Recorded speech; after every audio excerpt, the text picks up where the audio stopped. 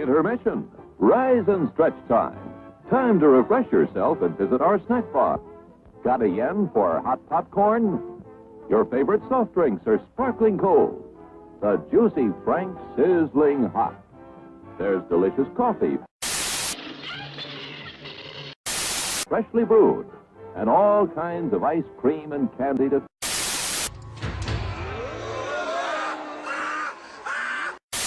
tempt you. Showtime will be announced loud and clear to get you back to your car in time.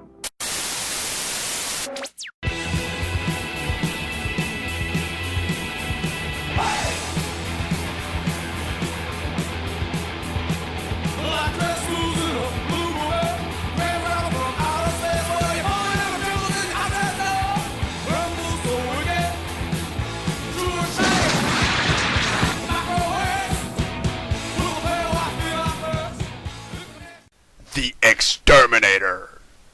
Pour mon premier épisode de film à mourir debout, je me suis attaqué à un mauvais film d'horreur. Et bien cette fois-ci, pourquoi pas s'attaquer à un mauvais film d'action?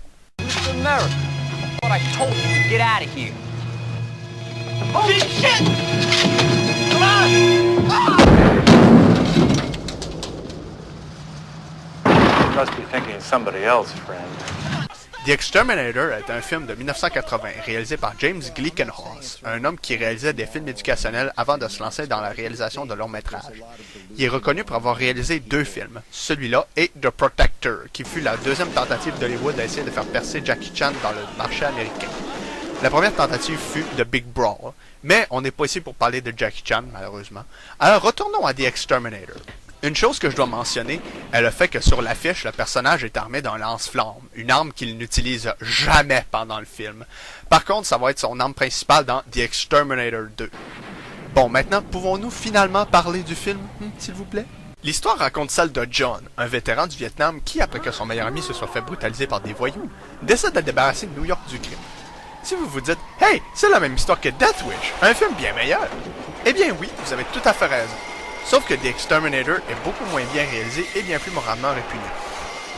Une bonne chose que j'ai à dire sur le film, c'est que la scène d'ouverture quand John est au Vietnam est vraiment bonne. On voit vraiment les atrocités que le personnage principal a vues au Vietnam et qu'il a vécu. Ça fait que grâce à ça, ça nous permet vraiment de plonger dans sa tête et voir que cette personne-là va probablement être quelqu'un de mentalement instable. Mais malheureusement, le film prend une plonge incroyable après cette scène-là. Le truc qui m'énervait le plus avec le film, c'est le personnage principal. Il n'a pas vraiment de raison pourquoi il se met à tuer des criminels. Je veux dire, oui, son ami se retrouve paralysé à vie à cause d'une bande de voyous, mais les voyants en question, c'est ses premières victimes. Après, il continue à tuer des criminels pareils. Bon, à part cela, qu'est-ce qui caractérise le personnage principal? Ben, pas grand-chose, à part le fait qu'il kidnappe des truands, il va se payer du bon temps chez des prostituées, il vole une moto à une personne innocente en la menaçant de mort. Pick your head up again and I'll blow your fucking head off. Stay right there. Okay.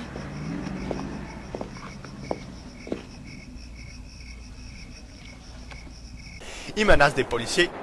You're not alone. Et il balance des mafieux dans des hachoirs à viande.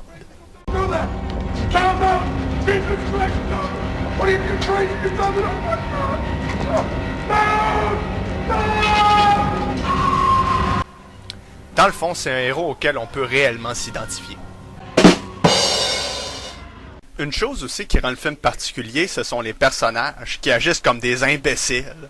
Par exemple, il y a une scène où, dans un hôpital rempli de gens, une infirmière décide d'aller baiser avec le policier qui poursuit l'exterminateur au lieu de s'occuper de ses patients. Bel job! Le montage est vraiment à chier également. Par exemple, il y a un moment où John boit une bière quand tout à coup il est frappé par un flashback de son service au Vietnam et ça semble pas en tout l'affecter. Ça fait que j'ai aucune idée pourquoi le réalisateur a décidé de laisser ça dans le film si ça allait pas affecter le personnage d'aucune manière. C'est quoi ça? Un peu de sang? Mon Dieu, ça me rappelle le Vietnam. En tout cas. Bon ben, pendant que je suis là, je vais vous raconter la fin du film, parce qu'elle est vraiment pas extraordinaire. Lors d'une rencontre avec l'exterminateur et le policier qui le poursuivait, les deux se font attaquer par des tueurs à gages, pour une raison qui est vraiment pas claire, pour être honnête. Le policier meurt et l'exterminateur tombe dans l'eau. Et dans le plan suivant, on voit l'exterminateur nager jusqu'à la rive. Et le film finit. comme ça. On le voit pas se venger sur les tueurs qui ont tenté de l'assassiner, le film fait juste s'arrêter. En passant, dans certains pays, le bout où on voit John nager jusqu'à la rive a été coupé, parce que ceux qui s'occupaient de la censure voulaient montrer que le crime ne paye pas. Alors pour certains, le film se finissait avec l'exterminateur qui se fait tirer dessus et qui tombe dans l'eau. Mais dommage pour eux, car en 1984, il y a eu Exterminator 2. Exterminator 2. Malheureusement, je peux pas parler du film parce que je l'ai pas vu. J'ai le premier film sur Blu-ray, mais le deuxième est seulement disponible dans un pack avec 3 autres films portant des noms très winners, tels que Cyclone, Alienator et Eye of the Tiger. Donc, est-ce que The Exterminator est merdique? Oui, mais c'est légèrement divertissant et le Blu-ray vient avec un beau poster. Tonight, I'll see an old friend. Alors au final, tout n'est pas si noir.